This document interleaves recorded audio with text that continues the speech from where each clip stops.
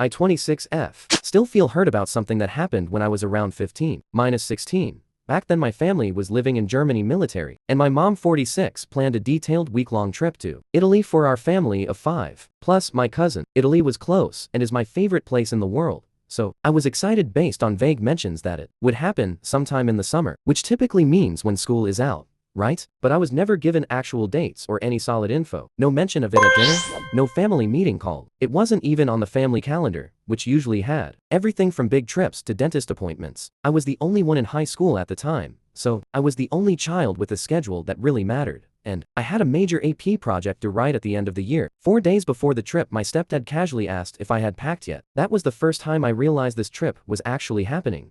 Then, by that point, it was too late. I couldn't go without tanking my grade, because part of the assignment included presenting it in class. This came up again recently, and it turned into a 3-day argument. All I want is a real apology from my mom for not telling me. Just a simple "I'm sorry. I didn't let you know when I should have." And this would not have been as dragged out as it has been. Instead, she offered vague apologies like, "I'm sorry your schedule felt overlooked. I'm sorry it didn't fall on your timeline," and focuses more on how hard it was to plan a trip for 6 people. I've acknowledged how much she took on and how little help she had from her husband, who should have been more involved. I get that coordinating everything was a huge task, but I don't understand how telling me somehow didn't make the cut with all that effort she put into planning. Part of planning a big trip is making sure everyone involved knows about it, right? She packed bags for everyone else. Everyone else knew in advance. I was the only one blindsided. If I knew just a full week before leaving, I would have been able to go because I would have had actual time to prepare, finish my project, and work something out with my teacher in regards to presenting.